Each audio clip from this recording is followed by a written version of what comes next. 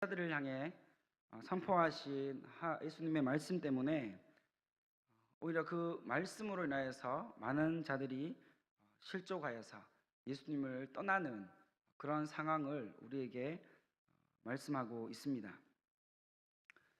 예수님이 도대체 무슨 말씀을 하셨길래 그동안 예수님을 수많은 사람들이 따라다니다가 예수님을 갑작스럽게 떠나게 된 것일까요? 예수님이 하신 말씀에는 특별한 오류가 있었다던가 그들을 향해 정죄시하는 말씀을 하셨던 것이 아님을 우리는 알 수가 있습니다. 예수님은 여전히 과거에나 현재에나 그리고 앞으로 있을 그 모든 일들을 하나님은 한결같이 예수님을 통하여서 진리를 선포하게 하셨습니다. 이때 당시에 여전히 예수님은 제자들에게 진리를 선포하셨습니다. 예수님 말씀은 오류가 없었다는 거죠. 뭔가 하나 잘못된 것이 없이 바르게 올바르게 선포하셨지만 그 말씀을 들은 자들이 스스로 시험에 들어서 예수님을 그만 떠나버리고 마는 이런 모습이 오늘 본문에서 우리는 만날 수가 있습니다. 예수님은 그들에게 선포하시기를 하늘에서 내려온 떡이 바로 예수님 자신이라는 것을 밝히셨습니다. 그리고 그 떡을 먹는 사람들은 결코 줄이지 않고 또 영원토록 목마르지 않을 것임을 진리의 말씀으로 선포하셨습니다. 하지만 예수님을 따르는 자들을 대부분이 이 유대인이었다는 것을 우리가 생각해 본다면 그들은 예수님이 하나님의 아들이라는 사실을 도무지 믿을 수가 없고 인정할 수가 없었습니다. 그도 그럴 것이 유대인들은 이 예수님이 누구의 아들인지를 정확하게 알고 있었다는 것이죠. 예수님이 갑자기 하늘에서 뚝 떨어진 것이 아니라 목수 요셉의 아들로서 어릴 때부터 지금 장성하여서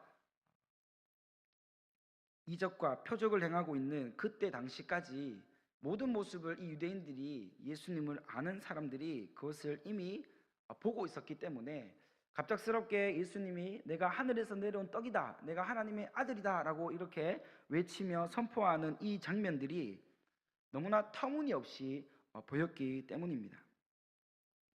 그래서 그들은 예수님이 생명의 떡이라는 선포되는 말씀을 듣고도 믿지 못하였던 것이죠.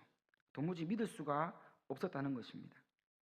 그들이 그동안 예수님을 따라다니면서 예수님이 행하시고 놀랍게 기적을 행하시는 표적들을 많이 보았음에도 불구하고 그들 스스로 생각과 판단에 따라 이 예수님을 더 이상 받아들이고자 하는 마음을 포기했다는 거죠. 더 이상 이 예수님을 받아들이지 않기로 그들 마음 가운데 스스로 결정했음을 우리는 볼 수 있습니다. 사실 예수님이 선포하신 예수님이 하늘에서 내려온 떡과 양식이라는 이 말씀이 처음 들었을 때에 누군가가 설명해 주지 않는다면 이해하기 어려운 것이 맞습니다. 쉽게 믿음을 가질 수가 없는 것도 맞습니다. 하지만 예수님께서 말씀하신 것을 믿는 것은 내가 그것을 믿고 싶다고 해서 믿어지는 것도 아니라 우리의 인간적인 의지로 되는 것이 아니라 이 진리의 말씀, 예수님이 선포하시는 말씀을 믿게 되어지는 이것은 결국 성령 하나님이 우리 가운데 임재하실 때에 비로소 그 선포하신 말씀을 그 진리로 믿을 수가 있게 되어진다는 것을 오늘 말씀은 우리에게 알려주고 있는 것입니다.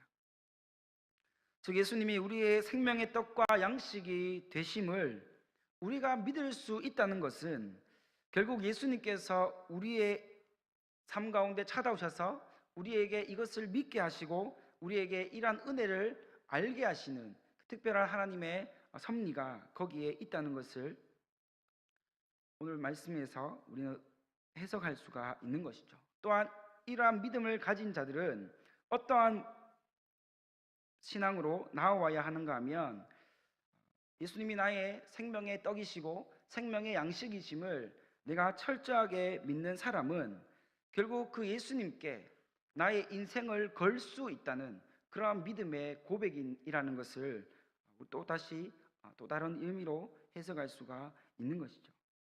이것은 오늘 살아가는 우리에게도 여전히 큰 의미를 가져다 주고 있습니다. 예수님이 하나님의 아들이심을 믿고 예수님을 통해서만 우리가 유일하게 하나님께로 나아갈 수 있다는 것을 깨닫게 하시고 그것을 믿게 하셨는데, 만약 우리가 예수님께 우리의 인생을 걸지 않고 우리의 인생을 내어 맡기지 않고 여전히 예수님을 향해서 온전한 믿음으로 나아가지 않는다면 분명 이것은 우리의 믿음 가운데, 우리의 삶 가운데 무엇인가가 문제가 생겼다는 것을 알려주고 있는 것입니다. 분명 예수님이 우리 삶 가운데 찾아오셔서 우리를 만나주시고 특별히 우리를 구원하여 주시고 특별히 우리를 통하여서 하나님의 아들이심을 깨닫게 하신 이후에 우리의 삶이 여전히 하나님께 우리의 인생을 내어 맡기기보다, 우리의 인생을 걸고 하나님께로 나아가기보다, 예수님께로 나아가기보다 오히려 그러한 모습은 보이지 않고 여전히 종교적인 모습에만 심취해 있는 우리의 모습이 있다면 분명 이 모습 가운데, 우리의 삶 가운데 무엇인가가 고장나 있는 것이라는 것을 진단할 수가 있다는 것을 우리에게 알려주고 있는 것입니다. 특별히 요한복음 6장 56절에서 이 사실을 명확하게 밝혀주고 있습니다. 내 살을 먹고 내 피를 마시는 자는 내 안에 거하고 나도 그의 안에 거하나니라고 이렇게 예수님께서 말씀하셨습니다. 우리가 예수님의 살을 먹고 피를 마신다는 의미, 이것이 선뜻 무슨 의미인지를 잘 모를 수도 있습니다. 도대체 예수님의 피를 마시고 살을 먹는다는 것이 무슨 의미인지 처음에는 잘 모를 수 있습니다. 하지만 이것은 우리는 압니다. 이것은 철저한 하나님과 예수님과 연합을 의미한다는 것을 잘 알고 있습니다. 이것은 예수님의 생명이 우리 안에 들어와서 우리를 살게 하신다는 것을 뜻한다는 것을 우리는 믿고 있다는 것이죠. 또한 이것을 좀 더 깊게 들어가 보면 예수님이 우리를 위해 생명 다해 우리 안에 들어오셨음을 의미합니다. 우리 안에 들어오시기 위해, 우리를 만나시기 위해 예수님이 예수님의 생명까지도 내어주셨다는 것을 의미하는 것이죠. 그렇게 생명 다하여 우리 안에 들어오신 그 예수님을 통하여서 우리도 그 예수님 안에 들어가는 그런 엄청난 놀라운 일이 우리 가운데 이루어져 있음에도 불구하고, 그것을 받아 누리고 있음에도 불구하고 여전히 우리 가운데 예수님께 인생을 거는 것을 부끄러워하거나 예수님께 인생을 거는 것을 좀 손해본다는 생각을 가지고 있는 이러한 모습이 우리 가운데 발견되어진다는 것을 스스로가 진단하고 또 판단할 수 있다는 것을 오늘 말씀을 통해 확인할 수가 있는 것입니다. 결국 우리의 삶을 예수님께 걸지 않으면 우리는 하나님의 일에 동참할 수 없을 뿐더러 하나님께 결코 쓰임받을 수 없다는 이 중요한 사실을 오늘 우리에게 알려주고 있다는 것이죠. 다시 본문으로 돌아오면 예수님이 그동안 자신을 따르던 수많은 제자들을 향해 이러한 생명의 진리의 말씀을 선포하실 때 많은 제자들이 그들의 눈이 열리고 마음이 열리고 특별히 그들의 믿음이 더욱더 하나님을 소망하고 갈망하는 더 믿음이 더욱더 굳세어지는 것이 아니었습니다. 오히려 그 진리가 선포되어질 때, 그 말씀이 그들에게 주어질 때 그들이 오히려 예수님께로 나아가는 것이 아니라 반대로 예수님을 향해 떠나게 되어지는 그러한 상황이 벌어지게 되었다는 것이죠. 급기야 예수님 말씀으로 인해 제자들 가운데 무엇이 일어났다고 했습니까? 분란이 일어났다고 했습니다. 싸움이 일어나게 됐다는 거죠. 많은 제자들이 예수님을 떠나가게 되어졌다고 이야기하고 있습니다. 예수님을 떠났던 사람들은 예수님의 말씀을 도무지 이해하지 못하고 깨닫지 못하고 특별히 그들을 믿지 못하였기 때문에 예수님을 떠났던 사람들이었습니다. 예수님께 생명이 있고 예수님을 통해서만 하나님께로 갈 수 있다는 이 변하지 않는 진리가 그들 가운데 정말 아낌없이 선포되었지만 그들은 여전히 그들의 귀를 닫았습니다. 그들의 눈을 감았습니다. 그들의 마음을 더욱더 단단하게 굳게 만들었습니다. 믿지 못했다는 것이죠. 그들이 지금까지 예수님을 따라다녔다는 것, 예수님을 장소 불문하고 예수님이 가시는 곳이면 짐을 바리바리 싸들고 예수님이 가시는 곳이라며 제자로 스스로가 여기고 있었기 때문에 예수님을 따라갔던 그런 삶이 있었지만 여전히 그들은 예수님을 믿었던 것이 아니라 예수님이 행하시는 표적과 기적을 따라 움직이는 자들이었음을 그들 스스로가 예수님을 떠남을 통하여서 스스로가 밝히고 있는 이러한 아이러니 가운데 있음을 보게 됩니다. 예수님이 제자로 여겼던 그들이, 예수님이 가시는 곳이면 어디든 따라갔던 그들이 예수님이 말씀하시는 이 진리 앞에 그들의 이해가, 그들의 납득이, 그들의 믿음이 용납하지 못한다고 하여서 예수님을 떠나버린, 이것이 결국 예수님을 따라다녔던 그것이 예수님 믿기 때문이 아니라 예수님이 행하시는 표적과 기적 때문에 그 기적을 따라서 움직이던 자들이었음을 잘 보여주고 있다는 것이죠. 예수님을 따르다가 예수님을 떠나는 것이 그들에게 얼마나 무서운 것인가를 그들은 알지 못했습니다. 왜냐하면 이것이 왜 무서운가 하면 오늘 말씀에 보니까 이들이 예수님을 떠났다고 한 이후에 그들이 다시는 예수님과 함께 하지 않았다, 예수님을 따라가지 않았다, 예수님과 이제는 완전히 끊어졌다라는 것을 이야기해 주고 있기 때문입니다. 우연히 실수로 예수님을 떠났다가 다시 돌아오는 것이 아니라 완벽하게 예수님께 등을 돌리고 예수님과 이제는 완전히 상관없는 그러한 삶이 되었다는 것을 우리에게 보여주고 있는 것이죠. 이것은 그들에게 돌이킬 수 없는 강을 건넌 것과 같은 그러한 무서움이었다는 것을 그들은 그렇게 깨닫지 못했습니다. 그들은 예수님을 그렇게 떠나버리고 난 이후에 그들은 예수님을 사모하지도 않고, 그들은 예수님을 떠올리지도 않고, 자신이 과거에 예수님을 따라다녔다는 것을, 그 시간을, 그 상황을 안타까워하면서 내가 왜 그랬을까 후회하면서 예수님께 완전히 등을 돌리는 그러한 모습이 오늘 보여지고 있는 것입니다. 이들은 자신의 독특한 목적과 목표를 따라 예수님을 쫓았습니다. 그리하여 결국 예수님 말씀하신 것이 자신의 뜻과 계획과 너무 다르기 때문에 예수님의 그러한 허무맹랑한 소리를 듣고서 이제는 더 이상 예수님을 따라갈 수 없다, 이제는 예수님을 더 이상 따라갈 필요가 없다, 그러한 판단을 스스로가 하게 되면서 예수님을 따르고자 하는 그 가치가 무가치하고 예수님을 따르고자 하는 그 필요성이 더 이상 나에게 의미가 없다는 것을 스스로가 판단해 버리고 예수님을 그렇게 떠났다는 것이죠. 이들은 한마디로 쉽게 말하면 예수님을 따르는 일에 목숨을 걸지 않았습니다. 이들은 예수님을 따르는 일에 사활을 걸지 않았다는 것이죠. 예수님을 따르는 것을 적당히 어느 정도껏 내가 생각한 만큼만, 내가 생각해 놓은 그 수위만큼만 예수님을 따라가고자 하는 지극히 자신 개인적인 그런 마음으로 가득 차 있는 그러한 모습이었다는 것을 우리에게 잘 보여지고 있습니다. 갑자기 많은 사람들이 예수님을 향해 떠났습니다. 거의 모든 사람들이 등을 돌리고 외면할 때 주눅들고 상처받고 외면당하는 그런 사람은 예수님이 아니라 오늘 말씀에 보면 오히려 아직 예수님 곁에 머물러 있던 남은 자들이었음을 우리에게 보여주고 있습니다. 사실 예수님은 이 사람들의 외면, 갑자기 많은 사람들이 예수님을 떠나갔다는 그 상처와 그 외로움, 그런 것들에 의해서 크게 요동되지 않는 모습이 있습니다. 한결같은 모습으로 선포하시고 한결같은 모습으로 제 아들을 향해서 말씀하시는 그런 평온한 모습의 예수님을 볼 수 있습니다.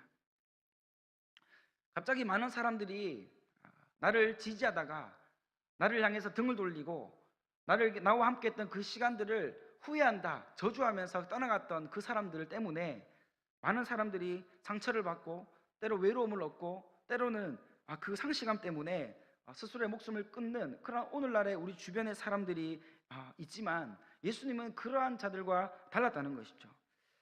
그렇게 될 수밖에 없었던 이유가 있습니다. 왜냐하면 예수님은 처음부터 그들이 예수님의 제자가 되겠다고 스스로 자처하여서 예수님이 가시는 곳곳마다 따라다녔던 그들을 향해서 그들이 언젠가는 예수님 자신을 배반하고 예수님을 외면하고 예수님을 떠나가게 될 것이라는 것을 이미 알고 계셨기 때문입니다. 그래서 예수님은 별 상처를 받지 않으세요. 예수님은 거기에 별로 크게 요동하지 않습니다. 이제 드디어 나를 떠나가는구나, 여전히 나를 신뢰하지 않는구나, 이러한 마음을 가지고 계셨다는 것이죠. 하지만 여기서 문제는 예수님이 아니라 예수님 곁에 남아있던 자들이었습니다. 그들은 이렇게 많은 사람들이 한꺼번에 예수님을 떠나게 되리라고는 생각하지 못하고 예상하지 못했습니다. 그렇게 공동체가 한순간에 와해되어지고 무너지는 것을 보면서 남은 자들은 감당하지 못할 위기감, 감당하지 못할 좀 어려운 마음들을 그들 스스로가 느끼고 있었다는 것이죠. 그래서 예수님은 그들을 향해 오늘 말씀해 보면 그들에게도 예수님을 떠나갈 수 있는 기회를 주는 것을 또 확인할 수가 있습니다. 예수님께 어떻게 말씀하셨습니까? 예수님께서 입을 열어서 12명의 제자들을 향해서 말씀하실 때 너희도 가려느냐, 너희도 가려느냐라는 말씀을 하시는 것을 봅니다. 예수님은 다른 사람들은 몰라도 예수님이 내가 직접 선택한 12명만큼은 절대로 나를 떠나지 않을 것이라는 확신 가운데 있었기 때문에 그들에게 너희도 나를 떠나려 하느냐라고 물으신 것이 아닙니다.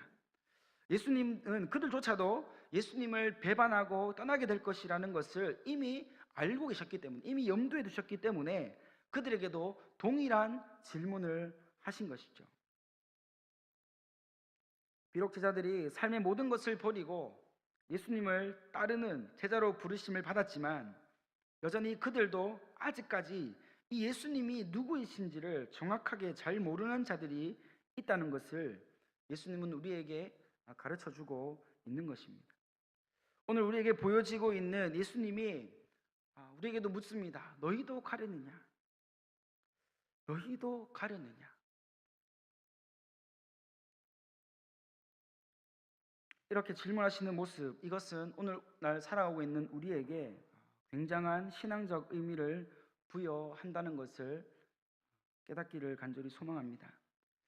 생명의 떡으로 이 땅에 오신 예수님을 오늘을 살아가는 저와 여러분들이 진정으로 믿고 따르는가 하는 이러한 질문을 동일하게 우리에게 예수님은 역시나 하고 계심을 보게 됩니다. 우리가 예수님을 따라가는 그 동기, 그리고 예수님을 쫓아가고 있는 그 동기가 무엇입니까? 당시에 수많은 사람들이 스스로가 예수의 제자가 되겠다고 쫓아가던 그들의 동기, 예수님을 주님으로 모시고 예수님을 내 삶의 가장 중요한 분으로 모시고 특별히 예수님을 메시아로 또 하나님의 아들로서 그렇게 믿고 따르고자 하는 그러한 열심이 있었던 그런 제자들이 아님을 우리는 보게 됩니다. 그들 가운데 혹시나 예수님을 열심히 쫓아다니면 혹 콩고물이나 떨어지지 않을까?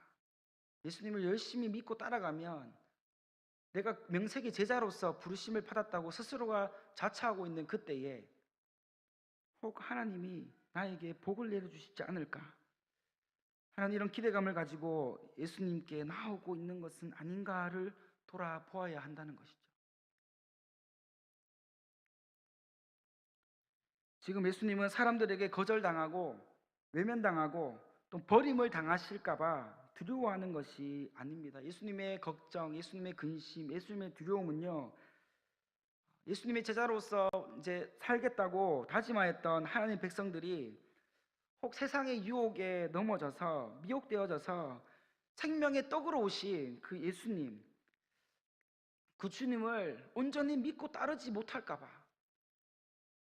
생명의 떡이신 주님을 적당히 따라오다가 끝에 가서 낭망하고 낙심하여 인내하지 못함으로 생명의 떡이고 영원한 목마름을 해결해 주시는 그 예수님에게서 혹 떨어져 나갈까 하는 근심을 하고 계시는 것을 보게 됩니다.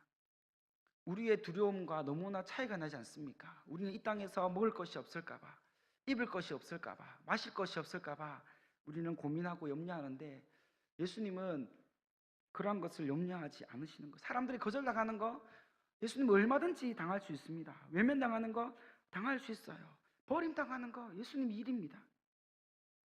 정말 예수님이 두려워하시는 것은 하나님의 제자로 부르신 우리가 생명의 떡이신 예수님께 꼭 붙어있지 못할까 봐, 세상의 유혹과 미혹에 의해서 예수님을 떠나게 될까 봐 거기에 더 근심하시고 염려하시는 예수님의 마음을 오늘 말씀은 우리에게 보여주고 있는 것입니다.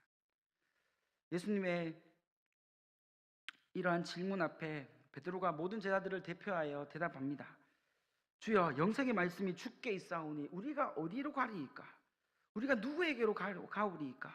이렇게 베드로는 제자들을 대표하여 예수님의 질문 앞에 대답하는 것을 볼 수 있습니다. 베드로의 이러한 신앙 고백은 예수님을 향해 내가 주님을 사랑하는 줄 아십니다라고 했던 신앙 고백했던 그때의 장면과 일치합니다. 이때 베드로의 신앙 고백은 예수님이 정말로 살아계신 하나님의 아들이시며 우리가 주님을 위해서 우리의 인생을 걸기를 원합니다. 내 인생 주님께 걸겠습니다라고 고백했던 그 고백과 일치하다는 것이죠.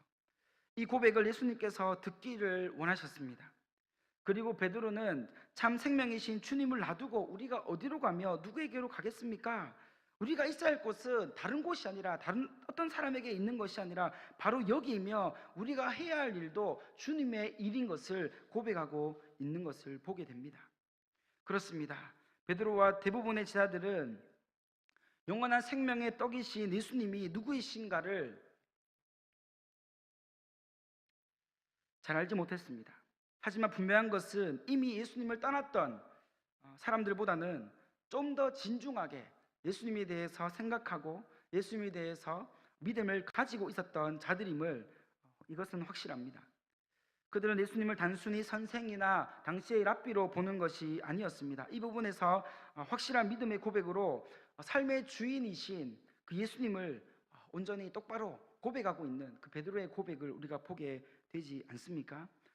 여기서 제자들에게 중요한 한 가지를 발견하게 되는데요. 69절에서 주는 하나님의 거룩한 자인 줄 알았다라는 표현이 나옵니다. 이것은 단순히 지식적인, 단순히 그냥 공부하여서 내가 알게 되어서 그렇게 아는 이것을 말하는 것이 아니라 이 안다는 이 표현 안에는 함께 동고동락하면서 예수님이 행하시는 일과 말씀을 듣고 그것을 내가 보면서 내가 체험하였던 성령께서 경험하게 하신 그 내가 하나님께서 깨닫게 하시고 알게 하신 그 체득한 주님을 향한 지식임을 우리에게 말해주고 있는 것이죠. 이러한 체험적 경험의 신앙은 쉽게 하나님을 떠나지 못하게 만듭니다. 이러한 특별한 은혜는 성령 하나님이 임재하시고 경험하게 하셔서 쉽게 예수님을 떠나지 못하도록 하나님을 떠나지 못하도록 만든다는 의미인 것을 또 보게 되는 것입니다. 우리에게 이러한 영적인 경험이 필요합니다. 하나님을 아는 것, 예수님을 아는 것, 그냥 공부해서 내가 그냥 지식으로 아는 것을 끝나면 안 되고 정말 더욱더 깊은 자리에 성령께서 우리에게 하나님을 향하여서 예수님이 누구신지를 깨닫게 하시고 그 구원자이신 예수님을 만나게 하시는 그런 체험적인 그런 체득해는 그런 믿음의 지식들이 우리에게 있어야 된다는 것을 말씀해 주고 있는 것이죠. 그래서 공공복음에서 베드로는 예수님을 향해서 그의 진실한 신앙 고백을 하였던 것입니다. 베드로는 앞에서 말씀드린 것 같이 주는 그리스도시요 살아계신 하나님의 아들이십니다 라고 했던 이 고백이 그냥 하나의 지식으로 끝난 것이 아니라 이 베드로의 그런 체험적인 믿음의 모습 가운데 얼마나 하나님 앞에 온전하게 고백하고 있는가를 우리는 생각해 보아야 하는 것이죠. 베드로는 예수님을 향한 확고한 신앙을 고백하고 있었습니다.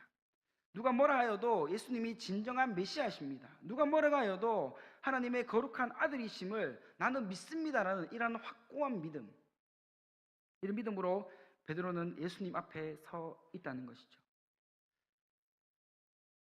우리는 베드로와 다른 제자들이 그들의 삶 마지막이 어떠했는가를 우리는 잘 알고 있습니다. 비록 그들이 연약하여서 항상 하나님을 잘 따르고 신앙의 고백대로 잘 살지 못할 때도 있었습니다. 하나님은 그들의 고백을 통해서 진정으로 그들의 인생의 주인이신 주님을 위해서 기꺼이 달려가게 하시는 것을 보고 있는 것입니다. 우리는 마지막으로 70절과 71절을 통해 인생을 주님을 위해 걸지 않고 살아가는 사람들에 대해서 말하는 것을 보게 됩니다. 예수님이 직접 찾으시고 직접 부르신 제자였지만 이 한 제자의 마음에는 예수님을 통해 영원한 생명이신 하나님의 말씀을 믿고 그 말씀에 목숨 걸고 인생을 걸고자 하는 마음이 없었음을 봅니다. 분명 몸은 하나님 앞에 있고 그의 육신은 예수님과 함께 동거동락하고 있지만 그의 마음은 엉뚱한 곳에, 다른 곳에 있음을 동시에 보여주고 있습니다. 그러니 당연히 그의 삶 가운데, 그의 마음 가운데, 그의 믿음 가운데 하나님으로부터 채워지는 하늘의 신령한 은혜와 성령의 충만한 임재를 경험하지 못하는 것은 당연한 것이었습니다. 그는 여전히 마음으로 주님께로부터 떠나 있었고 세상의 유혹을 따라, 세상의 정욕을 따라 그만 예수님을 팔아버리는 씻을 수 없는 죄악을 범하고 말았습니다. 이것은 우리에게 분명히 보여주고 있습니다. 주님의 생명의 말씀이 아무리 선포되어지고 주장된다 하더라도 나의 인생을 주님께 걸지 않으니 당연히 우리의 삶이, 또 이 한 제자의 삶이 하나님을 위해서 달려나갈 수 없다는 것을 보여주고 있는 것입니다. 우리가 교회 안에 있다고 해서, 우리가 예수님을 따르고 있다고 스스로가 여기고 있다고 해서 우리의 삶이 진정으로 하나님을 위해서 우리의 인생을 내어 걸고 달려가고 있다고 그렇게 스스로가, 우리가 힘주어서 말할 수 있습니까?